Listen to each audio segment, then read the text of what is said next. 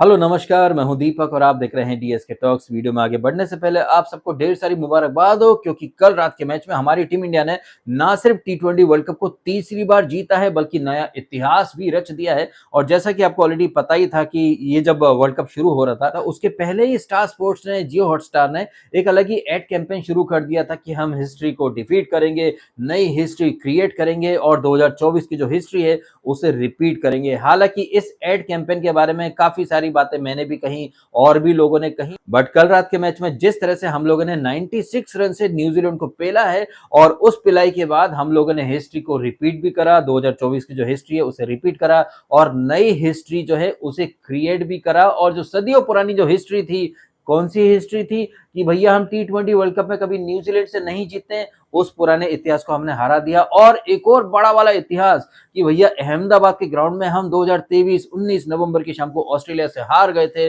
उस रात अहमदाबाद के नरेंद्र मोदी स्टेडियम में जो जख्म हमें मिले थे, जिस तरह से हमारा दिल टूटा था, लेकिन कल रात को उसी मैदान में एक आईसीसी इवेंट को जीत करके हमने कहीं ना कहीं 19 नवंबर के जो जख्म थे उन पर अच्छा खासा मरहम जो है वो लगा दिया है। और साथ ही साथ अहमदाबाद का जो ग्राउंड, जिसके बारे में लोग कहते थे पनौती है पनौती है पनौती है, अरे भैया काहे पनौती है, क्यों पनौती है? क्योंकि इसी ग्राउंड पर पिछले साल आरसीबी ने अपनी पहली आईपीएल ट्रॉफी जीती थी, इसी ग्राउंड पर जीटी ने अपनी पहली ट्रॉफी जीती। और आपको भूलना नहीं चाहिए कि इसी ग्राउंड पर 2 साल पहले सीएसके ने भी ट्रॉफी जीती थी। लेकिन जैसा कि हम सब जानते हैं कि कुछ लोग नरेंद्र मोदी से विरोध में इतने अंधे हो चुके हैं कि भैया वो अब देश से भी नफरत करने लगे हैं। आपने इसी वर्ल्ड कप में देखा था, जब हमने पाकिस्तान को हरा दिया तो भैया आपने हाथ कहीं नहीं मिलाया, ये क्यों नहीं मिलाया। और उसके बाद कुछ लोग अब अलग टाइप का ड्रामा कर रहे हैं कि भैया 50 ओवर का वर्ल्ड कप जीतते तो बड़ी बात होती, डब्ल्यूटीसी जीतते तो बड़ी बात होती। इन शॉर्ट कुछ लोगों का हाल ऐसा हो चुका है जैसे शादी में आए हुए रूठे फूफा का कितना भी अच्छा अरेंजमेंट कर दे, लेकिन फूफा जी जो है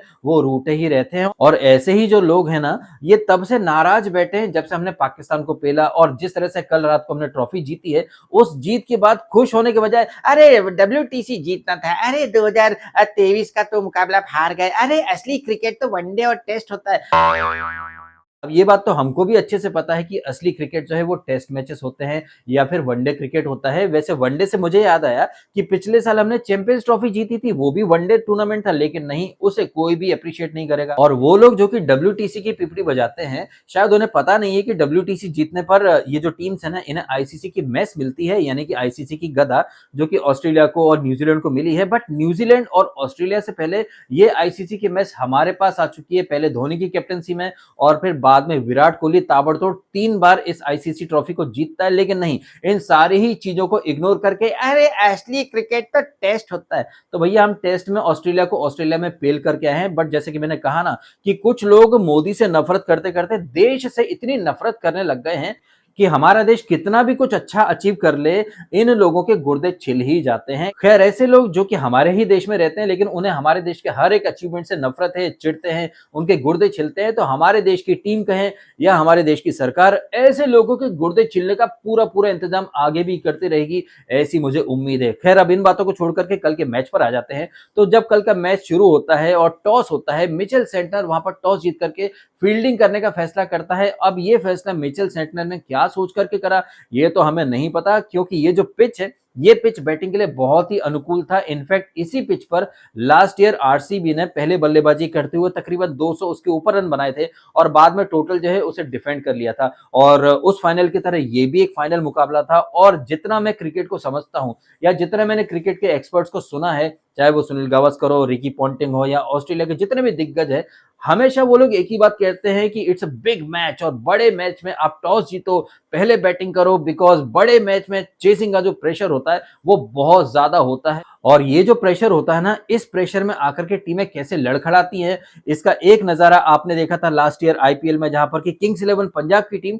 जो कि पूरे टूर्नामेंट में काफी अच्छी खेली थी, लेकिन बड़े मैच में भाई साहब वो चोक कर जाते हैं। और कल रात के मैच में भी लगभग वैसा ही सीन था। जो टीम पहले बैटिंग करती है वो ताबड़तोड़ कुटाई करती है। इनफैक्ट ये जो पिच था ये बैटिंग के लिए कितना अच्छा था ये आपको तब समझ में आ गया होगा जब अभिषेक शर्मा, जो कि इस पूरे टूर्नामेंट में फ्लॉप होता आया है, वही अभिषेक शर्मा जो है वो फाइनल की रात ताबड़तोड़ कुटाई करता है और 50 मारता है। और उसके बाद ईशान किशन भी ताबड़तोड़ 50 मारता है। लेकिन ईशान और अभिषेक के बीच में हमें संजू सैमसन को नहीं भूलना चाहिए, क्योंकि ये संजू सैमसन क्योंकि ये संजू सैमसन जो कि टूर्नामेंट के शुरुआती 4-5 मैचेस में खेला ही नहीं था, इसकी जगह ही नहीं बन रही थी, लेकिन सडनली हम लोग अफ्रीका से हार जाते हैं और पता नहीं क्यों, लेकिन अब जब मैं पीछे पलट के देखता हूँ, तो वो जो मैच था जिसमें हम लोग अफ्रीका से हारे थे, वही मैच जो है ना कहीं न कहीं एक टर्निंग पॉइंट साबित हुआ। क्योंकि उस मैच में जो हार हमें मिली थी, उस हार के बाद सडनली गौतम गंभीर और सूर्यकुमार यादव टीम में थोड़ा-सा बदलाव करते हैं। तिलक वर्मा जो कि नंबर 3 पर खेल रहा था, बहुत बुरी तरह से स्ट्रगल कर रहा था। अभिषेक शर्मा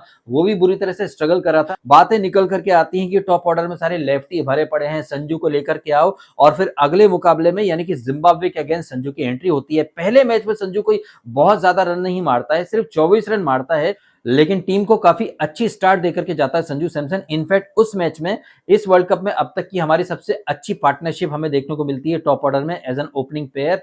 और उस मैच में जो 24 रन बनाए थे संजू सैमसन ने, उन 24 रनों से संजू को कितना जबरदस्त कॉन्फिडेंस मिला और इसी कॉन्फिडेंस को वो अगले मैच में यानी कि ईडन गार्डन में वेस्ट इंडीज के सामने दिखाता है। 97 नॉट आउट, उसके बाद फिर इंग्लैंड के अगेंस्ट 89 और कल रात के मैच में फिर से 89, यानी कि पिछले 3 मैचेस में संजू सैमसन ने ना सिर्फ अच्छे स्कोर बनाए हैं बल्कि ताबड़तोड़ तरीके से एक स्टेटमेंट भी दे दिया है कि अगर मुझे शुरुआती मैचेस खेलने का मौका मिलता तो क्या पता मैं इस टूर्नामेंट का लीडिंग रन स्कोरर भी बन सकता था। बट इसके बावजूद वो संजू सैमसन जो कि पूरा टूर्नामेंट नहीं खेला है, वही Sanju Samson man of the tournament बन जाता है। सिर्फ 4 मैच खेलता है, जिम्बाब्वे, वेस्ट इंडीज, इंग्लैंड और न्यूजीलैंड, सिर्फ 4 मैच खेलता है और सिर्फ एक ही मैच में वो कम रन बना पाता है। अदरवाइज हर मैच में उसने 80 प्लस मारे हैं। और जिस तरह से संजू सैमसन ने खुद को साबित करा है, कहीं ना कहीं वो जो संजू के फैंस है ना, जो जस्टिस जस्टिस की पीपड़ी बजाया करते थे, एक्चुअली में देखा जाए तो सही शब्दों में, सही अर्थों में संजू के साथ जस्टिस अब हुआ है। और शायद ये भगवान का एक प्लान हो सकता है, गॉड का एक प्लान हो सकता है, क्योंकि वो संजू जिसे कहीं कोई तवज्जो नहीं मिल रही थी, सूर्य कुमार यादव भी प्रेस कॉन्फ्रेंस में आकर के उसका मखौल उड़ाता था कि किसकी जगह खिलाऊं, अभिषेक की जगह खिलाऊं, आप चाहते हैं तिलक की जगह खिलाऊं, अरे संजू की जगह नहीं बन रही है। Wait a minute. Who are you? लेकिन कहते हैं ना कि जहां इंसान की सोच खत्म हो जाती है, वहां से भगवान अपनी सोच या फिर अपना प्लान शुरू करता है। टीम इंडिया का मैनेजमेंट यानी कि सूर्य कुमार यादव और गंभीर, जिन्होंने सिरे से नकार दिया था कि भैया संजू को हम जगह नहीं दे सकते, उसकी जगह नहीं बन रही है, लेकिन भगवान ने कुछ ऐसा प्लान रचा, ऐसा प्लान किया कि भैया संजू सैमसन की न सिर्फ एंट्री होती है, बल्कि वो संजू सैमसन जिसकी टीम में जगह नहीं बन रही थी, वही Sanju Samson man of the tournament बनता है। और मैं आपको सच बता रहा हूं कि संजू सैमसन के लिए मैं इतना ज्यादा खुश हूं कि मैं बता नहीं सकता, क्योंकि संजू सैमसन को भर भर के हम सबने ट्रोल करा है, लेकिन कोई बंदा जिसे हर कोई इग्नोर कर रहा है, उसे मौके नहीं दिए जा रहे हैं, वो बंदा अंदर से टूट जाता है। वो अपने ऊपर ही डाउट करने लगता है कि यार मैं अच्छा हूं, अच्छा नहीं हूं, क्या मैं उस लेवल पर खेलने लायक हूं या नहीं हूं, तमाम तरह के डाउट्स आते हैं। इस वजह से बंदा डिप्रेशन में चला जाता है। और जब कोई बंदा डिप्रेशन में चला जाता है तो उसका हाल अनुराग डोभाल जैसा हो जाता है, जिसके बारे में आप जानते ही होंगे। उसने कार क्रैश कर ली, और ना सिर्फ कार क्रैश करी बल्कि भैया इंस्टाग्राम पर लाइव जाकर के तेज स्पीड में कार लेके जा रहा है, क्रैश कर रहा है। तो इस तरह की हरकतें कौन करता है भाई? इस तरह की हरकतें नोबड़ी लोग करते हैं। और मुझे तो हंसी आती है कि अब भी कुछ ऐसे लाखों लोग हैं जो कि ऐसे चूतियों को अपना रोल मॉडल मानते हैं, उन्हें इन्फ्लुएंसर के तौर पर पूछते हैं, जो पब्लिक को क्या इन्फ्लुएंस कर रहे हैं कि थोड़ी सी भी प्रॉब्लम आए तो साला मर जाओ या फिर कट जाओ, थोड़ा सा लाइफ में दुखों का पहाड़ क्या टूट पड़ा तो भाई बौखला जाओ। और ये जो सिचुएशन है ना, यहाँ पर आपके सामने 2 लोग हैं। अब ये आपके ऊपर है कि आप किसे एक रोल मॉडल के तौर पर लेते हो। एक तरफ है संजू सैमसन, जो पिछले 10 सालों से टीम इंडिया में आ रहा है, जा रहा है, कभी उसका परमानेंट स्पॉट नहीं बना, लेकिन उसने हर तरह की सिचुएशन में खुद को संभाल करके रखा, अपने मौके का इंतजार करा, उसने भगवान के ऊपर भरोसा रखा। वहीं आपके सामने है अनुराग डोभाल जैसे लोग, जो थोड़ा सा लाइफ में कुछ बैड फेज आ गया तो साला मैं तो जीना नहीं चाहता, ये हो गया वो हो गया। अरे भाई साहब, ऐसे लोगों को फॉलो करना, ऐसे लोगों को अपना रोल मॉडल बनाना बंद करो।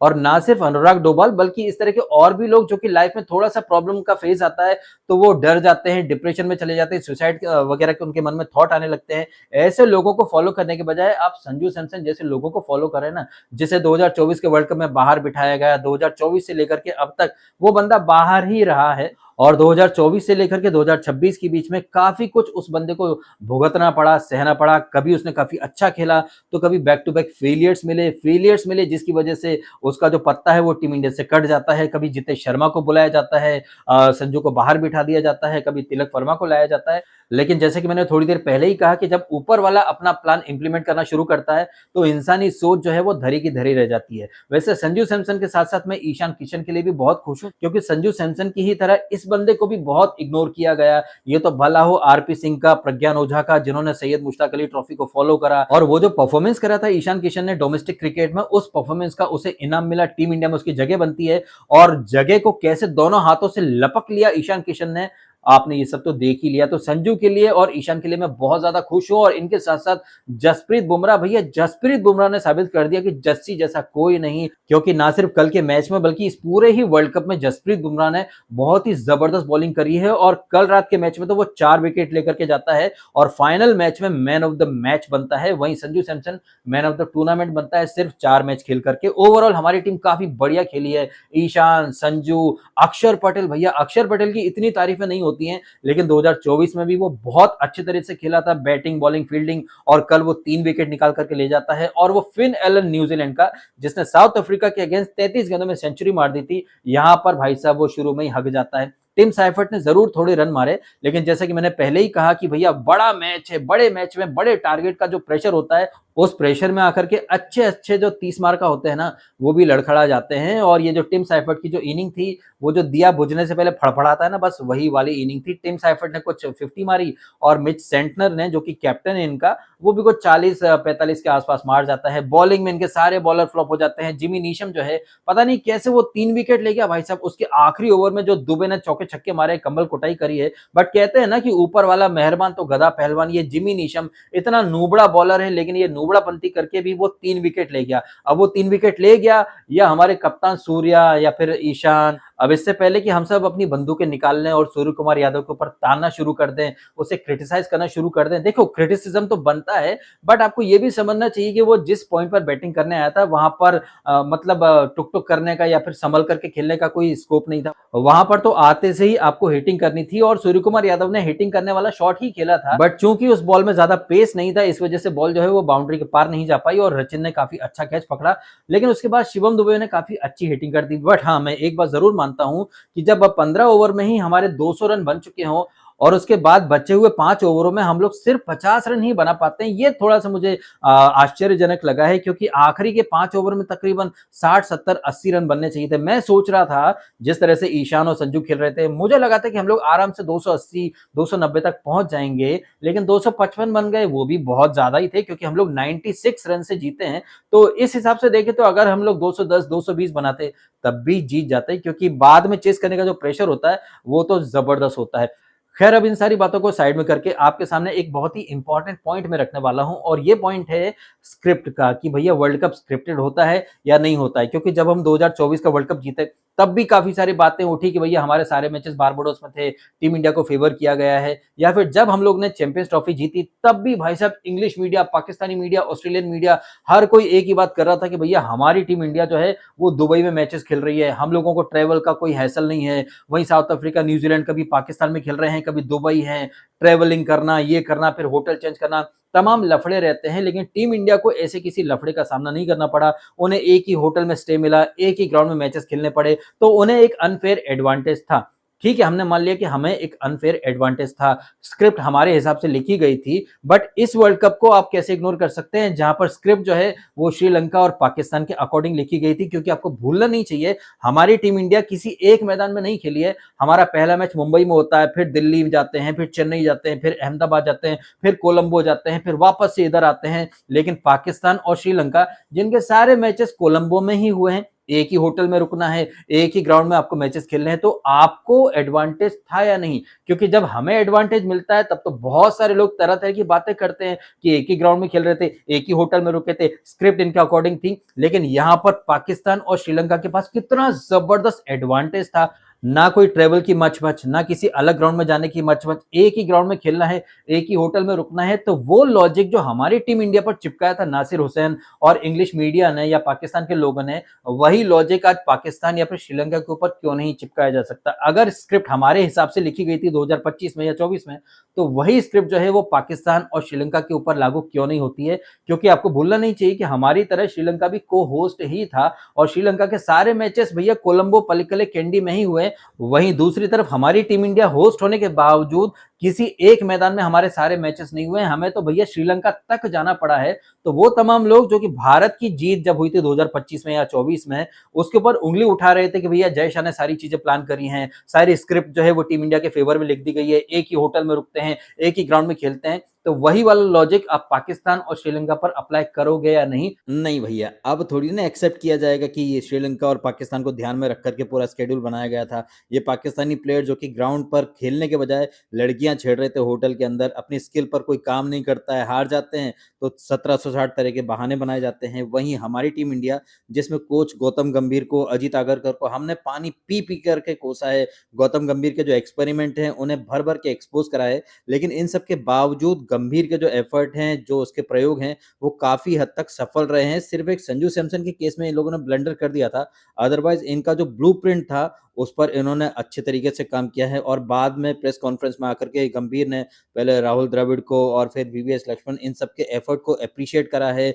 उन्हें भी क्रेडिट दिया है। तो हमारे यहाँ एक्सेप्टेंस है कि भैया हमसे पहले वाले कोच ने हमें एक अच्छी टीम बना करके दी, तो हमने उस टीम पर काम किया। तो हमारे अंदर ये कबूलनामा तो है कि हाँ, हमें एक अच्छी टीम मिली थी, कुछ एक गलतियाँ हुई, लेकिन हमने सही समय पर सही फैसले लिए। और हमारी टीम इंडिया जब खराब खेलती है तो हम में इतने दम है कि हम अपनी टीम को क्रिटिसाइज़ करें, रोस्ट करें, लेकिन जब हमारी टीम इंडिया वर्ल्ड कप जीत रही है, तो भैया हम तो एप्रिशिएट करेंगे। हम ऐसे थोड़ी ना है कि रहें हमारे देश में और फिर जब हमारे देश की टीम वर्ल्ड कप जीते तो फिर हम उसमें मीन मैच निकालें। अब भैया मीन मैच निकालने के लिए तो बहुत सारी बातें हो सकती हैं कि सूर्य कभी भी फाइनल में, सेमीफाइनल में नहीं चलता, बट ठीक है ना भैया, नहीं चलता तो नहीं चलता, बाकी के प्लेयर तो चल गए ना। बाकी के जितने प्लेयर्स हैं उन्होंने अपनी रिस्पॉन्सिबिलिटीज़, अपनी ड्यूटीज़ को काफ़ी अच्छे से निभाया है। और वैसे भी क्रिकेट एक टीम गेम है, एक टीम का पूरा एफर्ट लगता है। यहाँ पर अक्सर कहें, संजू कहें, ईशान कहें, या फिर ये अपना क्या नाम इसका यार, ये तिलक, सॉरी ये शिवम दुबे, तिलक वर्मा को इतनी ज़्यादा स्ट्राइक मिली नहीं थी, बट इन सब ने एफर्ट लिए हैं। और फील्डिंग में आपने देखा क्या ज़बरदस्त कैच पकड़े कल